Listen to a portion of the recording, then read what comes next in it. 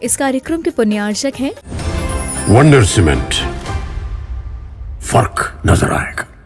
ओम नमः सिद्धेभ्यः, ओम नमः सिद्धेभ्यः, ओम नमः सिद्धेभ्यः। नमः श्री वर्धमानाय निर्धूत कलिलात्मने सालोकानां त्रिलोकानां यद विद्या दर्पणायते। अहिंसा परमो धर्म की, महावीर भगवान की प्रातः स्मरणी परम पूजाचार्य गुरुवर श्री विद्यासागर मुनि महाराज की जय। बोलिए परम पूज्य 108 आचार्य भगवान श्री समय सागर जी महाराज की।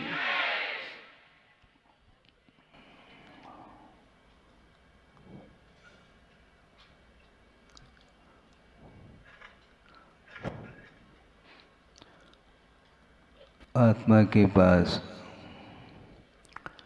जानने की, देखने की और संवेदन करने की क्षमता है, और इस आत्म तत्व अथवा जीव तत्व को छोड़ करके अन्य जितने भी पदार्थ हैं उनमें ये क्षमता नहीं है। वो जड़ है, उसमें चेतनता नहीं पाई जाती। और यह शरीर भी जड़ है, इसमें आत्म तत्व है। वो इससे बाहर निकल जाए तो फिर इसको रखने की इच्छा नहीं रहती किसी को भी। अंत्येष्टि के लिए ले जाते हैं और एक क्षण में यह शरीर राख राख हो जाता है। ये वस्तु का स्वरूप है। भगवान भी इसको रोक नहीं पाएंगे। हम और आपका जो शरीर है वह दिव्य नहीं है। शरीर तो है किंतु इसमें दिव्यता नहीं है।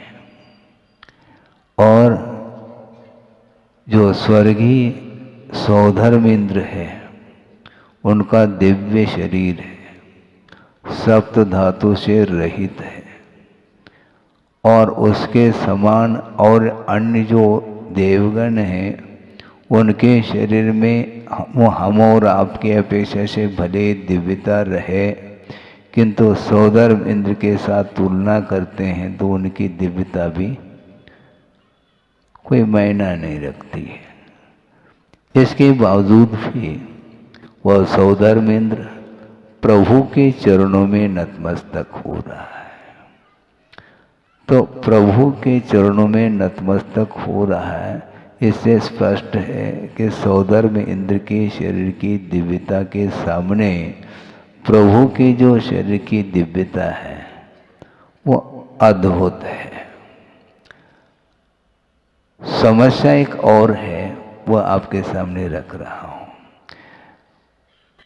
तीर्थंकरों का शरीर असाधारण होता है, विशेषता को लेकर के रहता है। इसके बावजूद भी गृहस्थ अवस्था में जब वो रहते हैं उनकी आरती आप क्यों नहीं उतारते हैं? शरीर तो दिव्य है ना, शरीर चमक रहा है, दमक रहा है, आकर्षण का केंद्र बन चुका है इंद्र के लिए भी। लेकिन वह इंद्र भी वो शरीर को लेकर के वह आकर्षित हो रहा है, ये अलग विषय है। किंतु जब तक रत्नत्रय को अंगीकार नहीं करेंगे तब तक वो आराध्य नहीं कहला सकते। आराध्य आराधक भाव को लेकर के चर्चा करते हैं तो ऐसा लगता है कि शरीर की आराधना नहीं होती किंतु गुणों की आराधना होती है। पंच परमेष्टि की आराधना आप लोग करते हैं किंतु शरीर देखने में आ सकता है, लेकिन शरीर की ओर दृष्टि नहीं रखते हुए गुणों की ओर जब दृष्टि जाती है तो सारा सारा ये जो कुछ भी देखने में पार्थिव शरीर आ रहा है, ये अपने आप में उसके सामने गौण हो जाता है। तो आप गुणों की उपासना करते हैं कि शरीर की? दोनों की नहीं। शरीर की क्या उपासना करो? पंच परमेष्टि की आराधना। तो पंच परमेष्टि का अर्थ क्या है? वह जड़ है क्या चेतन है? तो चेतन की उपासना करो। जैसे जिनालय में जिनबिंब स्थापित है, और जिनबिंब क्या है?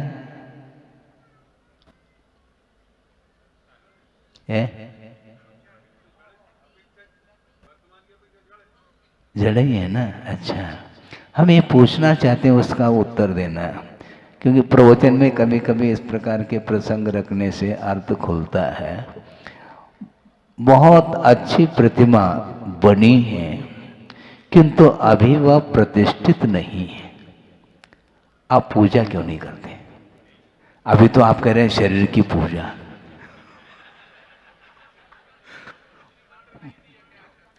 क्रॉस हो गया। वह अभी प्रतिष्ठित नहीं हुई है। प्रतिष्ठा के लिए वो प्रतिमा लाई गई है। बहुत सुंदर मनोज्ञ प्रतिमा है आपकी दृष्टि में, ठीक है, सबकी दृष्टि में है, किंतु जब तक प्रतिष्ठा विधि के अनुरूप आरोपण जब तक नहीं होगा गुणों का, तब तक वो पूजनीय नहीं है।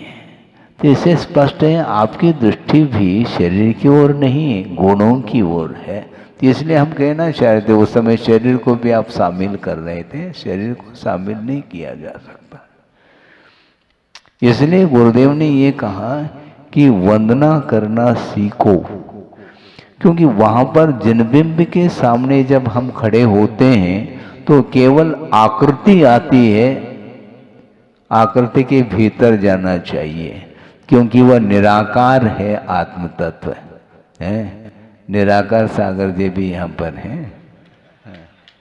आत्मा निराकार है, उसकी कृति, उसकी कोई आकृति नहीं, कोई आकार प्रकार नहीं है, उसकी छवि दृष्टिगोचर नहीं हो सकती, क्योंकि छवि जो है यह पौद्गलिक है। आत्मा की क्या छवि? आत्म तत्व किसी भी इंद्रिय का विषय नहीं बन सकता। तो ऐसी स्थिति में जिनबिंब भी वह दृष्टिगोचर हो रहा है, वह बिंब है, किंतु उसमें दर्शन किसका कर रहे हैं आप?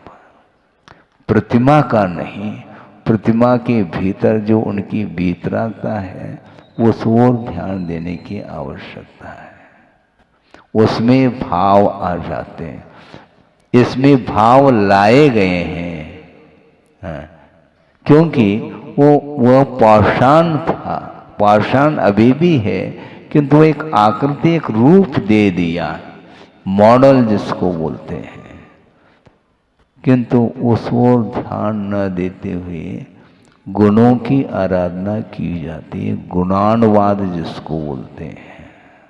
हे भगवान, आप अनंत गुणों के पुंज हैं, भंडार हैं, लेकिन जो रागी होता है तो उनके चरणों में जाकर के मांग रखता है, डिमांड।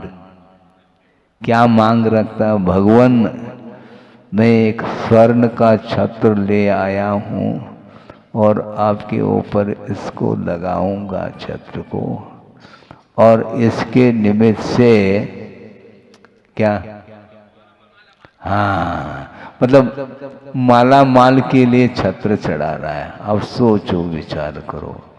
हाँ, यहीं पर दृष्टि में अंतर आ जाता है। जबकि भगवान के समीप जाने का जो उद्देश्य है, वह तद्गुण लब्धये अहम वंदे कहा। हे भगवान, आपके चरणों में आने का मेरा और कोई प्रयोजन अभिप्राय नहीं है। एक ही उद्देश्य है भगवान, जिस प्रकार आपने मोक्ष पथ पर आरूढ़ होकर के रत्नत्रय की आराधना के माध्यम से जिन गुणों को आपने उपलब्ध किया है, उन गुणों को प्राप्त करने की दृष्टि से आपके चरणों में आया हूँ। इस प्रकार भाव ला करके यदि आप पूजन अर्चन आदि करते हैं तो उसका प्रतिफल आपको भी मिल सकता है। गुरुदेव ने ये कहा, जिनकी आराधना करने से, जिनेंद्र भगवान की आराधना करने से जब मुक्ति मिल सकती है तो स्वर्ग की क्यों इच्छा रखते हो? माल माल क्या माला माल है। इच्छा स्वर्ग की क्यों? क्योंकि चतुर्गति रूप संसार में परिभ्रमण करता हुआ अनंत काल हुआ, इसके उपरांत भी अभी भी वह स्वर्ग चाहता है। और एक व्यावहारिक दृष्टि से एक बात मैं कह रहा हूँ, किसी का अवसान हो जाता है तो लिखा जाता है स्वर्गीय, भले ही कहीं भी गया हो, ये बात अलग है। परिणाम किस रूप में उसके हुए, किस गति का बंद किया, किस आयु का बंद किया, किसी को ज्ञात नहीं। वह तिरंज गति को भी जा सकता है, लेकिन व्यवहार की भूमिका में स्वर्गीय लिखते हैं। आप कुछ भी लिखो, किंतु जो लखने में आ रहा है भगवान के लिए वह स्पष्ट दिखाई दे रहा है। बहुत कठिन काम है। चतुर्गति रूप संसार में ये चार गति हैं। इन चार गतियों में पुण्य प्रकृति और पाप प्रकृति के अपेक्षा से विभाजन किया है कि नरक गति और तिर्यंच गति, इनको पाप कहा। क्यों कहा है ना? और मनुष्य गति और देव गति को पुण्य कहा है। लेकिन आयु की विवक्षा में मात्र नरक आयु को ही पाप के रूप में स्वीकारा है। मनुष्य, तिर्यंच और देव आयु इनको पुण्य के रूप में स्वीकारा है। अब प्रश्न ये उठता है, तिर्यंच गति को तो पाप के रूप में और तिर्यंच आयु को पुण्य के रूप में क्यों? बहुत बड़ा प्रश्न है ये। इसका उत्तर दिया है आचार्यों ने। तिर्यंच गति को इसलिए अप्रशस्त प्रकृति के रूप में लिया है क्योंकि तिर्यंच कोई बनना नहीं चाहता, किंतु बनने के बाद मरना नहीं चाहता।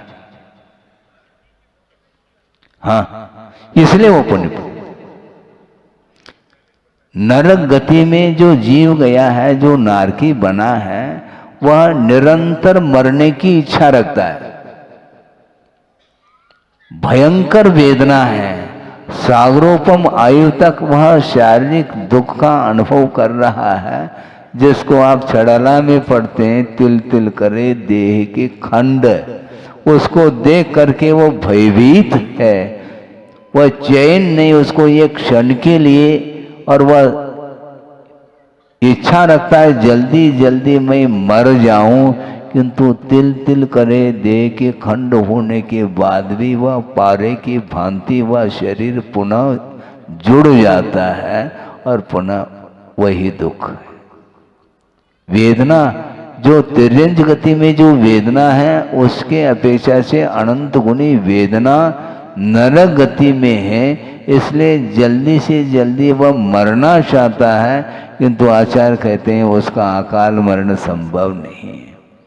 देव और नारकियों का जो मरण है वह अकाल मरण नहीं, सकाल मरण ही होता है। और यदि तिर्यंच बनना नहीं चाहता, बनने के बाद वही रम जाता है। एक राजा जिन्होंने अपने जीवन के आदि से लेकर के अंत तक वैभव का उपभोग किया है और अवसान होने का समय आया है, और वह पूछ रहा है अपने भविष्य के विषय में, तो क्या पूछता है, भगवान अगली पर्याय हमें कौन सी मिलेगी, हमारा मरण कब होगा, क्या, इसके बारे में तो अवधि ज्ञानी मुनि महाराज बोल रहे हैं 3 दिन के बाद तुम्हारी आयु समाप्त होगी और मरने के बाद कहाँ जाऊंगा। तो उन्होंने कहा मैं बताऊंगा तुम भयभीत हो जाओगे। भगवान बताना तो पड़ेगा। उन्होंने कहा बिल्कुल एग्जैक्ट 3 दिन बाद अवसान होगा, किंतु अवसान होने के बाद तुम्हारा जो जन्म होगा, तुम्हें जो पर्याय मिलेगी वह ऐसी निकृष्ट पर्याय मिलेगी। कहाँ पर है? हाँ, दुर्गंधित वस्तु है वो, उसका वह कीड़ा बन रहा है, तो अब उसको अच्छा नहीं लग रहा है। अच्छा लगे या बुरा लगे, कृत्य तो तुमने किया और पाप का फल भोगने के लिए तुम्हें वहां पर जाना पड़ेगा। अब वह परेशान है, बहुत टेंशन में आया है और बैठे बैठे ये सोच रहा है कि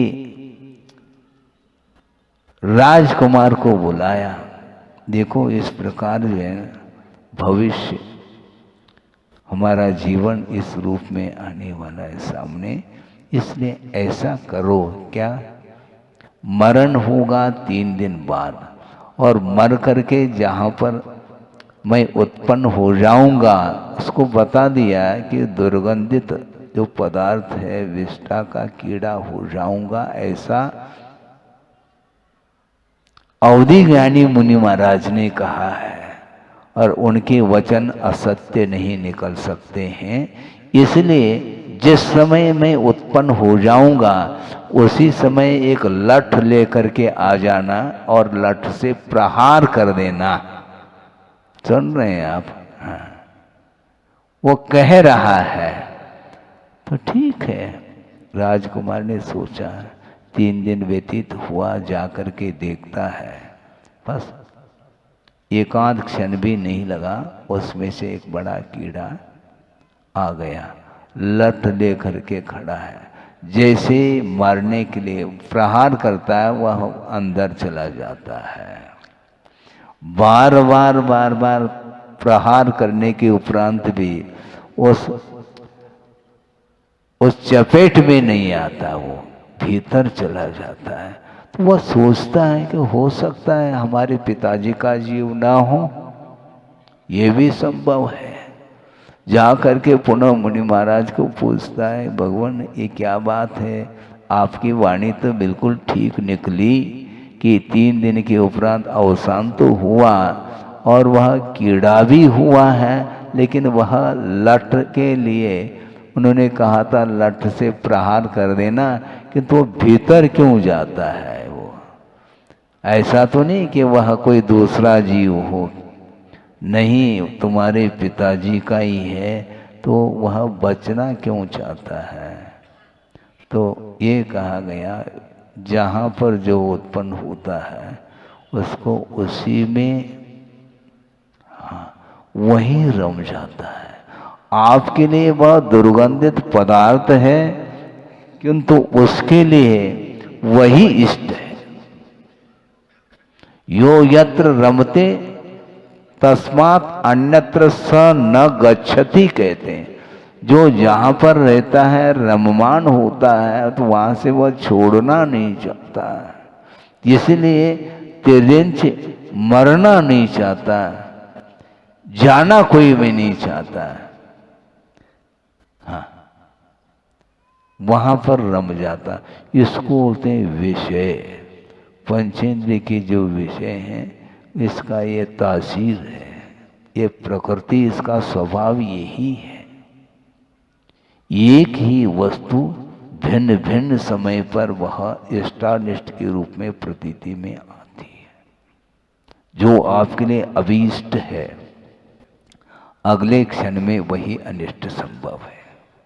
ये कैसे महाराज? आपने भोजन कर लिया है और रुचिकर था, इसलिए थोड़ा अनुपात बढ़ा दिया, फिर अपच हो गया। अब अपच हो गया तो अब वह रुचेगा नहीं है, क्योंकि वह पचा नहीं, बचा है वो। पच नहीं, डाइजेस्ट नहीं हुआ, वो पचा नहीं है, बचा हुआ है। इसलिए अब खट्टी डकार आ रही है, बदबू आ रही है, और जब तक वह क्लीनिंग नहीं होगा तब तक उस पदार्थ को खाने की रुचि उसके अंदर जागृत नहीं होती है। ये विषय है ये। इसलिए कब से खाते पीते आए हैं? खाता खोल करके देखो, खाते हुए कितना समय व्यतीत हुआ। खाता अभी भी खाता ही चला जा रहा है। खाता खोल करके देखो कितना खाया है, टनों टन। हाँ, जीवन में मान लो किसी के 80-90 साल तक वो खाया है। कितना दूध पिया होगा, कितना घी का सेवन किया होगा, कितना गेहूं, चना, सब कुछ। इसके बाद भी ज्यों का त्यों, सुबह खाया था, शाम को और शाम को खाया, पुनः सुबह। ये रूटीन है, मशीन है। डालते जाओ, वह खाली होता चला जाता है। इसलिए तृप्तिजनक नहीं है। जो इंद्रियजन्य जो सुख है वह तृप्ति को उत्पन्न करने वाला नहीं है। यह कम से कम श्रद्धान का विषय बनना चाहिए, और श्रद्धान का विषय यदि नहीं बनता है तो कभी भी उससे वह ऊपर नहीं उठ पाएगा। 5 इंद्रियों के विषय भिन्न भिन्न विषय हैं, और उससे वह आकर्षित होता चला जा रहा है। स्पर्शनेन्द्रिय है, रसनेन्द्रिय, घ्राणेन्द्रिय, चक्षुरेन्द्रिय, कर्णेन्द्रिय, ये 5 इंद्रियों के विषय हैं। वो आपके मन को विक्षिप्त कराने में कारण है। बल्कि यहाँ तक आचार्यों का ये कहना है, पदार्थ आपके सामने विद्यमान नहीं है, इसके बाद भी आपका मन विक्षिप्त हो सकता है। क्यों? अतीत की स्मृति वो आपको जो है ना परेशानी में डालती है। हमने कल जो लिया था उसी प्रकार का हमें बनाना है। ये है नहीं वस्तु, किंतु स्मृति हो आई है। वह स्मृति के कारण बार बार उस ओर वो जा रहा है, और पुनः उसी प्रकार के पदार्थ का वह सेवन करना चाहता है और सामग्री एकत्रित करता है। ये रूटीन है। इसलिए बचने के लिए क्या करोगे आप? आंख मेज करके बैठे हैं, किंतु वही दृश्य सामने आ रहा है, स्मृति पटल पर वही वस्तु आ रही है, इसलिए उस ओर आकर्षण हो रहा है। हाँ। स्पर्श, रूप, शब्द और मन, इसके माध्यम से विषयों का सेवन होता है। आगम में लिखा है, अब ब्रह्म इसी का नाम है। विषयों का आकर्षण छूटता नहीं है।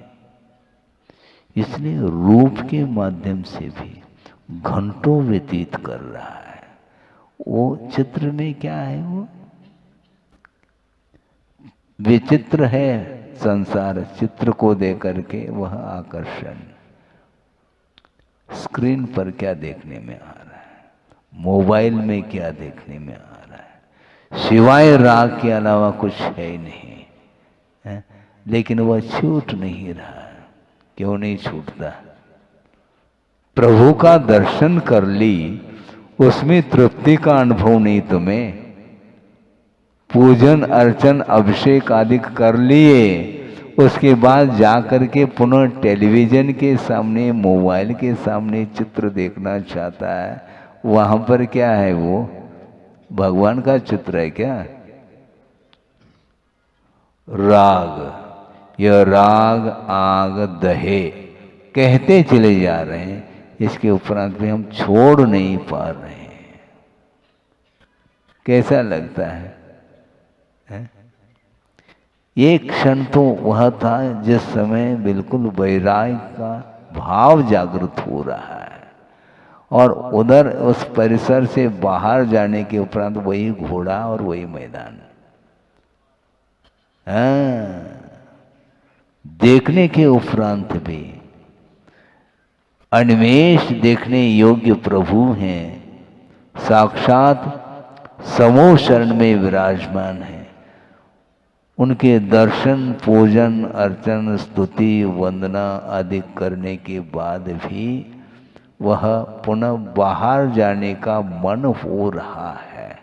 वो कौन सा मन है? उसको शांत बिठाना चाहिए, बैठ नहीं पा रहा है वो।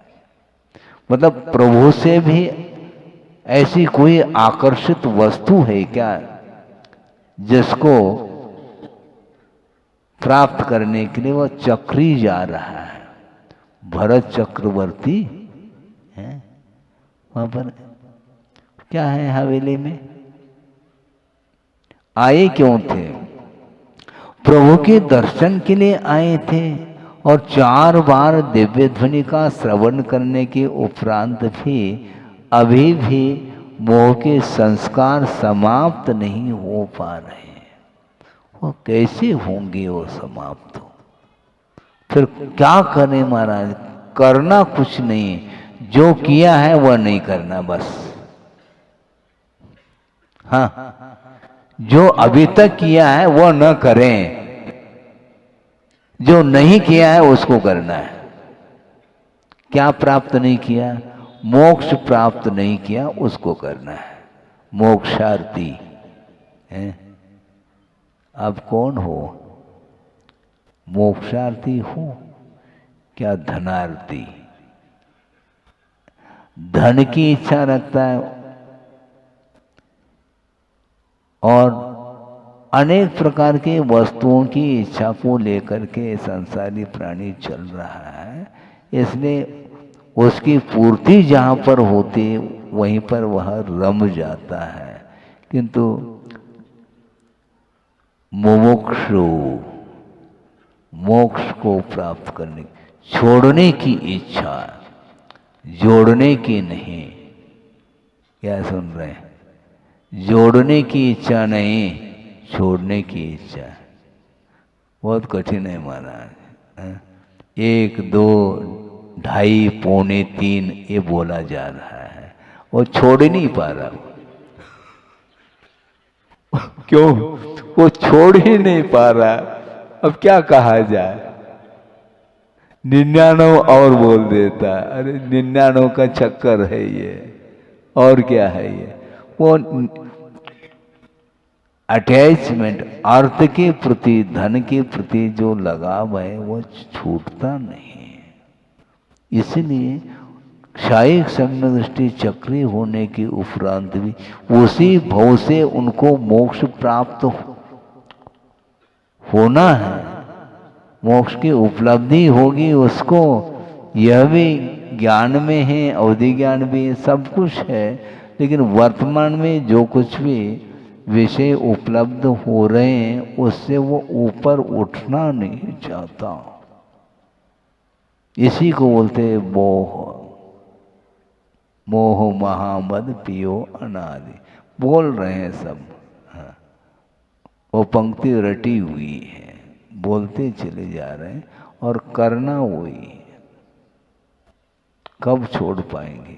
और 1 नहीं 2 नहीं 3 दिन नहीं, अनंत काल व्यतीत हुआ।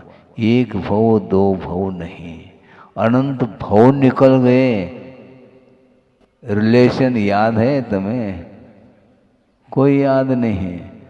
ये हमारे पिताजी और ये दादाजी, बस हो गया काम, यहीं तक है। ज़्यादा ज़्यादा और कोई भी एक पीढ़ी हो सकती है, उसके बाद कोई न पीढ़ी है न सीढ़ी है, कुछ है ही नहीं। क्या संबंध है? जिनके साथ संबंध था वह संबंध छूट जाता।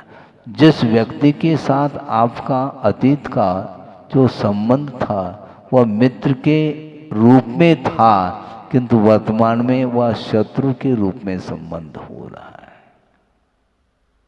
ये होता है, परिणाम नहीं इस प्रकार होता है। बल्कि यहाँ तक आगम में विषय आता है कि हमेशा वैर के कारण ही फलता हो कर्म, ऐसा नियम नहीं। बिना वैर के भी कर्म संचित होता है। वो कैसा महाराज?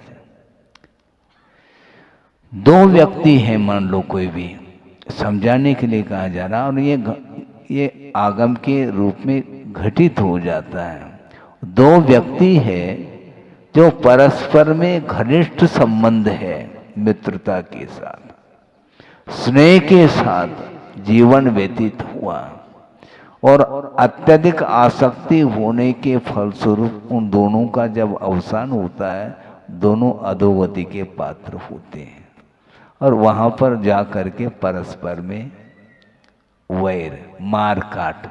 अरे इतना स्नेह था, वहाँ जा कर के स्नेह समाप्त क्यों हुआ? वहाँ का वह वातावरण ही इस प्रकार का है। भव संबंधे न, ऐसा का वह पर्याय का ही ऐसा संबंध है, तो वहाँ पर वह शांत बैठ ही नहीं सकता। एक कुत्ता है, बहुत शांत बैठा है वो, लेकिन दूसरे कुत्ते को देखते ही पता नहीं क्या हो जाता है। तो ऐसा ही होता है वो, इसको बोलते भव संबंध देना। वह क्षेत्र का एक वातावरण का ऐसा प्रभाव है, वो नहीं चाहते हुए भी अच्छी विक्रिया बनाना भी चाहें तब भी वह बुरी विक्रिया ही होती चली जाती है। वातावरण है वो, ऐसा ही होता है। शत्रु को देखते ही माइंड गर्म हो जाता है, पारा चढ़ जाता है। इसको बोलते हैं निमित्त नैमित्तिक संबंध।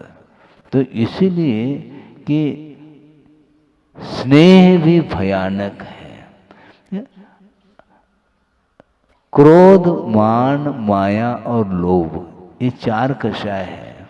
लेकिन प्रायः महाराज इनको कुछ समझा दो, बहुत क्रोध करता है। अच्छा, लोभ ठीक है, मतलब क्रोध करना इन्हें ये ठीक नहीं, मतलब कषाय एक ही है क्या? क्रोध भी कषाय है, बल्कि क्रोध से मान और भयानक है, और उससे भी माया, और सबसे ज्यादा लोभ है। हाँ, लेकिन लोभ को वो अच्छा मानता है। जो व्यापारी है उसको कभी क्रोध नहीं आता। हाँ, मतलब क्रोध के ऊपर विजय प्राप्त कर ली क्या उसने? नहीं, क्रोध इसलिए नहीं कर रहा, मैं यदि क्रोध कर लूं तो एक भी ग्राहक नहीं आ पाएगा, दुकान कैसी चलेगी हमारी, तो इसलिए क्रोध नहीं कर रहा है, किंतु लोभ निरंतर पल रहा है। इतना लोभ है कि लड़का आया है, पिताजी हाँ आपके लिए टिफिन लाया हूँ, भोजन का समय हो गया, रखो, अभी तो ग्राहक का ताता, हाँ ग्राहक के ऊपर ग्राहक आ रहे हैं, अभी भूख तो खत्म। उन्हें हमें ऐसा लगता है कि हमने खा लिया, ऐसा महसूस हो रहा है। वो आनंद, भूखा है, पेट खाली है, ओम कोठा, इसके बाद भी उसको परवाह नहीं, क्योंकि और की जो भूख लगी है, उसकी आपूर्ति के लिए लगा हुआ है। तो इसलिए लोभ का संवरण होना बहुत कठिन है। क्रोध तो बहुत जल्दी शांत हो सकता है। और दूसरी बात यह सिद्धांत से सोचते हैं तो एकदम क्लियर कट है कि क्रोध जो आता है वह बिना लोभ के नहीं। हाँ, जिस व्यक्ति के अंदर किसी वस्तु के प्रति रत्ती भर भी लोभ नहीं है तो किसके ऊपर क्रोध करेगा वो? कोई वस्तु है वह आपकी है, कोई उठाता है तो क्रोध। यदि उस वस्तु के प्रति कोई आपका अटैचमेंट नहीं है तो काय को क्रोध करेंगे? आपकी वस्तु है, दूसरा उठा ले तो आपको प्रतिकार का भाव आता है। और उस वस्तु के प्रति आपका कोई स्वामित्व नहीं है तो क्रोध नहीं आएगा। राम है, सीता का हरण हुआ, राम युद्ध के लिए खड़ा है। क्यों? क्यों खड़ा है? स्वामित्व है ना। और दूसरे का कुछ भी हो जाए तो उसमें कहीं कुछ नहीं।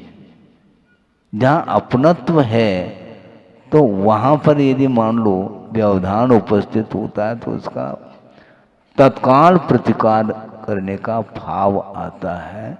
इसलिए लोभ ठीक नहीं। क्रोध है, मान है, माया है, लोभ है, ये चारों शत्रु हैं।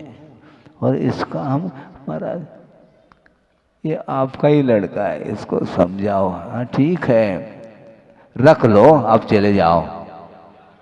ये आपने कह दिया आपका लड़का है तो वे उठा क्यों रहे हो? महाराज ये व्यवहार की भाषा है महाराज, यही तो समझ में आता है। उसको समझाओ महाराज, भैया समझाओ ना। यदि हम समझाएं वो क्रोध उसका वहीं पर दूर हो जाएगा तो इधर आएगा कैसा? फिर वो घर में ही कषाय समाप्त हो जाए तो फिर मोक्ष मार्ग पर आरूढ़ होने की आवश्यकता क्या है? इसलिए आचार्य कहते हैं राग द्वेष की निवृत्ति के लिए चारित्र को अंगीकार किया जाता है। हाँ, राग द्वेष की निवृत्ति, सम्यक दर्शन का लाभ होने के उपरांत पुनः राग द्वेष की जो प्रवृत्ति चल रही है उसको समाप्त करने के लिए चारित्र को अंगीकार किया जाता है। इसलिए आप अपनी भूमिका में रह करके जितना बन सको उतना आप चारित्र का पालन करो। महावृत्ति नहीं हो सकते, कोई बाधा नहीं, किंतु अनुवृत्ति, हाँ, अनुवृत्ति का अर्थ क्या होता है? वह महावृत्ति का अनुचर है। वो महावृत्ति के पीछे पीछे चलता है। हाँ, आगे जा करके वह अपने जीवन में महावृत्ति बनने का भाव भी रखता है। क्षमता नहीं होने के कारण अपने शक्ति के अनुरूप वह कर रहा है और करना चाहिए। हाँ, हमसे नहीं बनता महाराज, क्या नहीं बनता आपसे? आप सब बनता है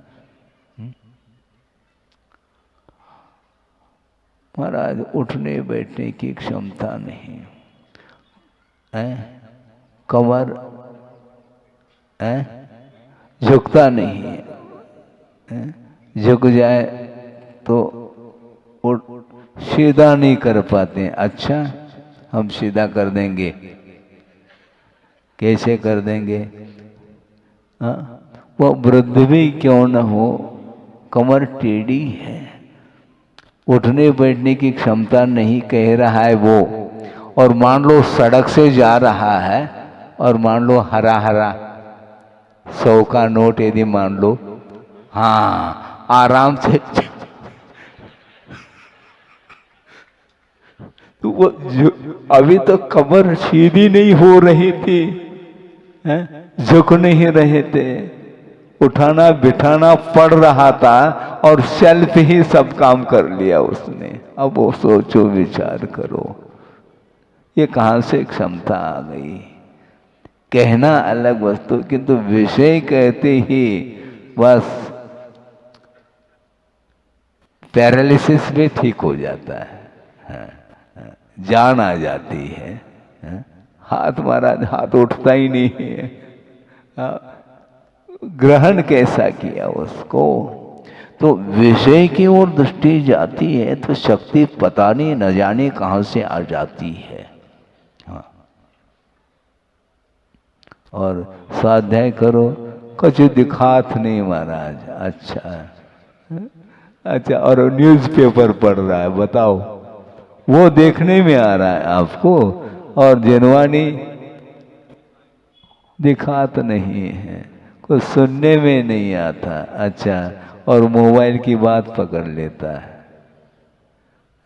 बारीकी से जो आवाज आ रही है उसको भी वह पकड़ लेता है, यानी मतलब की बात को तो वह पकड़ लेता है, और धार्मिक जो विषय है वो उसके प्रति रुचि नहीं है।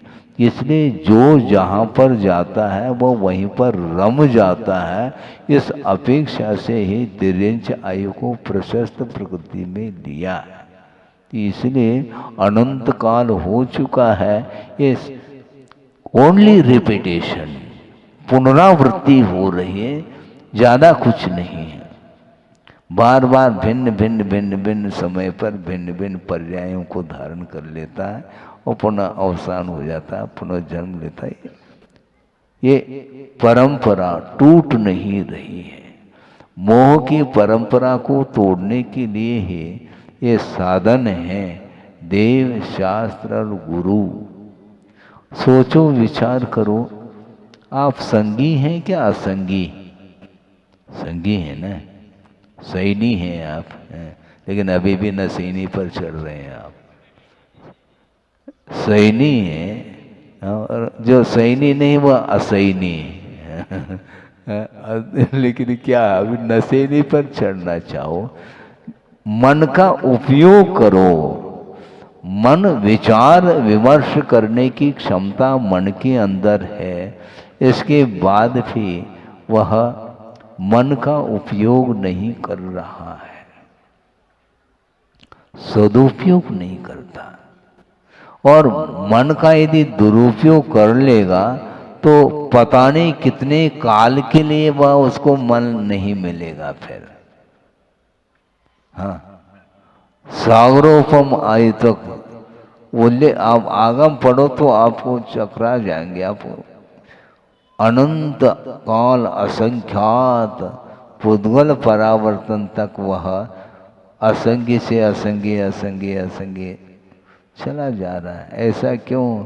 क्योंकि उसने मन का दुरुपयोग किया है। मन का दुरुपयोग कैसा होता है? और कुछ नहीं होता, मन के माध्यम से अच्छे उच्च विचार आना चाहिए, वो नहीं है तो दुरुपयोग हो रहा है। दुरुपयोग क्यों करते हो? जो सामग्री मिली है उसका उपयोग धार्मिक क्षेत्र में करो। आंखें मिली है, प्रभु का दर्शन करो। वो तो बड़ी मुश्किल से एक बार कर लेता है, बार बार कहने से, अथवा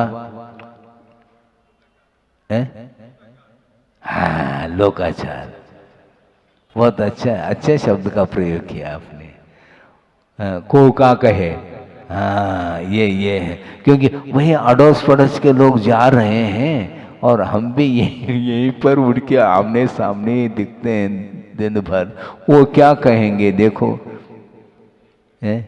इसलिए करो तो केवल दूसरे की वजह से थोड़ी करना है, प्राय करके ये प्रलोभन के वशभूत होकर के अथवा भयभीत होकर के धार्मिक क्रियाओं को करता है। छोटा बालक है तो लोभ के वशभूत होकर के, बेटा क्या मंदिर जाना है, देव दर्शन करना है, उसको मालूम नहीं है देव क्या होता है, क्या मंदिर होता है। नहीं जाओगे बस तुम्हें टॉफी नहीं मिलेगी। बस किसी भी प्रकार से टॉफी मिलनी चाहिए। तो उस लालच में आकर के वो जा रहा है, उसको भगवान से कोई लेन देन नहीं है। ये होता है कभी भयभीत होकर के, कभी लोभ की वशवश होकर के कुछ क्रियाओं को कर लेता है, किंतु वह रुचि से नहीं करता। लगनशीलता आस्था के साथ जो क्रियाएं होती हैं उसके माध्यम से विकास होता है। इसलिए आस्था बहुत आवश्यक है। और चढ़ाला में नहीं पढ़ते हैं आप लोग क्या, मोक्ष मार्ग की प्रथम सीढ़ी या बिन ज्ञान चरित्रा। सम्यक दर्शन के बिना ज्ञान और चरित्र की जो परिणति है वह समीचीन नहीं है। उसमें जो समीचीनता आती है वह आस्था के बल पर आती है। इसलिए आस्था के साथ मंदिर जाओ, इसका क्या फल मिलेगा महाराज? तो फल ही तो लटक रहा है तुम्हारे दिमाग में।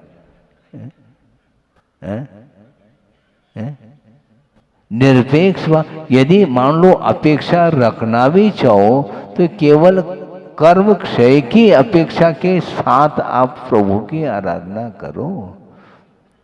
और दूसरे अन्य वस्तुओं की प्राप्ति के लिए जो कर रहा है तो वो अच्छा, हम ये पूछना चाहते हैं भगवान देते हैं क्या? धारणा क्या है फिर? नहीं महाराज भगवान देते हैं, अच्छी बात है, भगवान के पास जाओ, फिर भोजनशाला में नहीं जाना, किचन में नहीं। क्या आवश्यकता है? रसोई नहीं बनाना है, भगवान देते हैं, खड़े हो जाओ भगवान के सामने। भगवान नहीं देते, भगवान की आराधना करने से पुण्य का संचय होता है, उसके माध्यम से वस्तु मिलती है, भोग सामग्री मिलती है। कभी भी विपरीत धारणा नहीं बनानी चाहिए। भोग भूमि में कल्पवृक्ष होते हैं, कल्पवृक्ष के सामने इच्छित वस्तु प्राप्त हो जाती है, तो उसी प्रकार भगवान भी कल्पवृक्ष के समान है महाराज। हाँ ये ठीक है, एक विवक्षा से कह सकते हैं आप, क्योंकि जो कुछ भी पुण्य संचित होगा वह प्रभु की आराधना से होगा। क्योंकि जितनी विलासता मिलती जाएगी तो वह उसमें डूबता चला जाता है, भगवान को भी भूल जाता है। कल परसों भी हमने बात कही, जब संकट में पड़ जाता है, विपत्ति आकर के घिर जाती है, तो उस समय वह भगवान को याद करता है, किंतु जब पूरी तरह से अनुकूलता है तो उसमें वह डूब जाता है, भगवान को याद नहीं करता। इसलिए अपने ही परिणाम उत्थान के लिए भी कारण है, तो अपने ही जो परिणाम है पतन के लिए भी कारण है। इस प्रकार उसकी बात को सुन करके हमें लगा कि वास्तव में वो बहुत निकट भव्य जैसा लग रहा है, कि वह विषय को नहीं चाह रहा है। कि इसको बोलते हैं कितनी बार प्राप्त किया, इसके उपरांत भी अभी भी उससे आकर्षण उसका छूट नहीं रहा है, छूटना चाहिए। जिस प्रकार आप पूजन करने के लिए बैठे मान लो, तो उसमें फिर भी आकुलता हो सकती है, बीच में घंटी बज सकती है मोबाइल की, बजती है। आहार देते समय भी बज सकती है। हाँ बिल्कुल, किसी भी निमित्त से अपने बच्चों को सौंप करके वो बाहर चला जाता है ही वो। ऐसा होना नहीं चाहिए। जिसको आपने नवदा भक्ति पूर्वक पड़गान कर लिया, तो जितने मेंबर हैं उन सबको वहीं पर रहना चाहिए। वो एक दिन में 50 महाराजों को देना चाहता है, ये सब आकुलता है। ये सब आकुलता है। एक ग्रास दे दिया चले गए, एक ग्रास दे दिया, ये विधि ही नहीं, द्रव्य स्वयं का होना चाहिए और नवदा भक्ति पूर्वक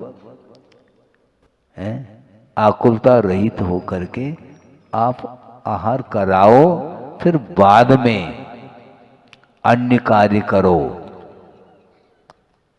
एक कार्य को पूर्ण किए बिना दूसरा कार्य नहीं करना चाहिए।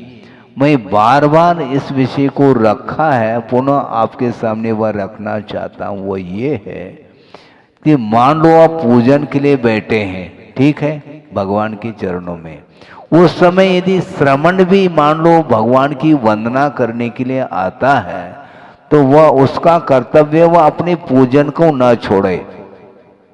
सुन रहे हैं आप? महाराज फिर अभिनय हो जाएगा। हाँ ठीक है, श्रमण का विनय कर लो, भगवान का विनय हो जाएगा। क्या करना चाहो, इसलिए ये विकल्प नहीं करते कभी भी। अभिषेक कर रहे हैं, पूजन कर रहे हैं, स्वाध्याय आदि कर रहे हैं, तो उस समय मान लो श्रमण भी यदि मान लो भगवान की वंदना और स्तुति करने के लिए आता है, तो उसको उठ करके खड़े होना और उनके लिए भी एक अर्घ देना कोई भी आवश्यकता नहीं। हाँ बिल्कुल, ये अभिनय नहीं है। वस्तुतः विनय कब किया जाता है, विनय की प्रक्रिया क्या है, इसको सोचो। जैसे मान लो प्रदान करके आप ले जा रहे हैं, भगवान महाराज के पीछे तुम चलोगे, महाराज कहाँ जाएंगे उनको मालूम थोड़ी है।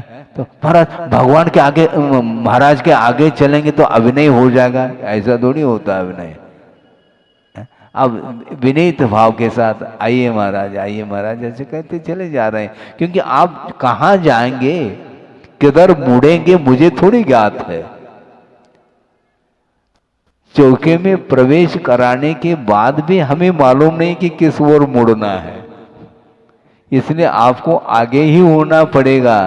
इसमें अभिनय की बात नहीं है। दूसरी बात, एक और प्रसंग आपके सामने रखूं कि मान लो मंदिर 2 मंजिला है मान लो, और नीचे के मंजिल में भी भगवान विराजमान है वेदी पर, और दूसरे खंड में भी, तीसरे खंड में भी है मान लो। और मान लो आप तीसरे खंड में पहुंच गए, तो निचले खंड में जो भगवान है उनका अभिनय हो जाएगा क्या? उस स्थान पर नहीं जाएंगे, उस स्थान से हट करके दूसरे स्थान में बैठ जाएंगे। लेकिन आप ऊपर बैठ गए ना, और नीचे भगवान है, इसको बोलते हैं शक्य का अनुष्ठान। ये अभिनय का भाव नहीं। हाँ, अभिनय का भाव है ही नहीं। तो इसीलिए कि वस्तुतः विधिवत सारे आप कार्यक्रम करेंगे, अनुष्ठान करेंगे, तो निश्चित रूप से नहीं चाहते हुए भी पुण्य अर्जित होगा और वह वैभव उसको मिलेगा। किंतु आसक्ति के अभाव में वह और ऊपर उठता चला जाता है। चक्रवर्ती के पास जो संपदा है, तो महाराज वो सीधा उसको नीचे जाना चाहिए। नीचे मतलब समझ गए ना, वो उसको अधोगति का पात्र बनना चाहिए उसको, ऐसा नहीं होता। तो महाराज कहा है ना, क्या कहा है तत्वार्थ सूत्र में? महाराज आप पढ़ते नहीं, ऐसा लगता है। क्या लिखा है? बहुआरंभ परिग्रहत्वम नारकस्यायुष। बहुत आरंभ और बहुत परिग्रह संचय करने वाला वह नरकाय का बंद करता है। तो चक्रवर्ती के पास जो संपदा है, वह संपदा किसी के पास नहीं है, इसलिए उसको नरक ही जाना चाहिए, ऐसा नहीं, क्योंकि उसने कमाया नहीं है। ध्यान रखो, पूर्व भव में जो उसने रत्नत्रय की आराधना की है, धर्म की उपासना की है, निरपेक्ष भाव के साथ परिचय उपसर्ग आ जाए तो भी वह अपने रत्नत्रय को नहीं छोड़ता और मोक्ष की प्राप्ति के लिए, कर्म निर्जरा के लिए, कर्म क्षय के लिए उसने धर्म की आराधना की है, फलस्वरूप यह पद मिला है। ऐसा थोड़ी मुझे मिल जाए तो मिल जाए, ऐसा नहीं होता है। इसलिए उसको ये वैभव मिला है। और यहाँ तक कि आचार्य कहते हैं जो 7 से पुण्य है वो उपभोग करने के उपरांत भी पुण्य क्षीण नहीं होता। रत्नत्रय की उपासना करने से उसको वहां इंद्र पद मिला और सागरोपम आयु तक उसका उपभोग किया है और इसके उपरांत भी उसका पुण्य क्षीण नहीं हुआ। यहां आकर के चक्रवर्ती अथवा तीर्थंकर पद प्राप्त हो रहा है। हमें भी मिल जाए, ये मांग करने वाले को कुछ नहीं मिलना है। ये मांगने की जो आदत है इसको छोड़ो। मांगते क्यों? मांगने वाला भिखारी माना जाता है। वो जो मांग रहा उसको भिखारी और इनडायरेक्ट मांग है। कोई डायरेक्ट मांग रहा है मुझे कुछ मिल जाए दीनहीन होकर के, और आपकी मांग अलग होती है। आप दिमाग का उपयोग करते हैं, उसके पास वो है नहीं, तो मांगो क्यों? मांगने से गुरुदेव का ये कहना था कि विश्वास में कमी आती है। धर्म के ऊपर विश्वास रखो, नहीं चाहते हुए भी वह संपदा मिलेगी।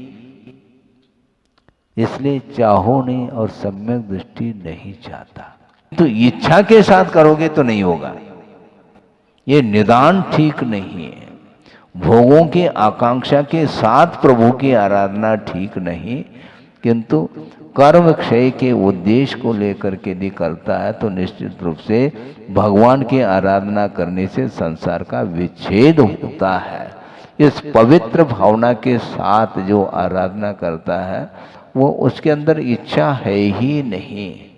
हाँ, मुझे नहीं चाहिए। एक बहुत अच्छा प्रसंग आपके सामने 2 मिनट में रख रहा हूँ। तो हमने सोचा ये क्या हो गया, इसको बोलते हैं ये धर्म ध्यान करते समय पता नहीं पड़ता है। इसलिए हम इतना ही कहना चाहते हैं, आप ताली बजाओ या नहीं बजाओ, कि वस्तुतः परिणामों को पवित्र बनाने के लिए सब कुछ साधन सामग्री है। इसलिए देवगुरु शास्त्र को छोड़ करके अन्य वस्तुओं से आकर्षित नहीं होना चाहिए। इतना ही प्रवचन का सार है। अहिंसा परमो धर्म की जय। बोधि समाधि परिणाम शुद्धि स्वात्मोपलब्धि शिवसो की सिद्धि चिंतामणिम चिंतित वस्तुदाने त्वामंद मानस्य ममास्तु देव। परम पूजा आचार्य गुरुवर श्री विद्यासागर जी महाराज की जय। इस कार्यक्रम के पुण्यार्चक थे वंडर सीमेंट,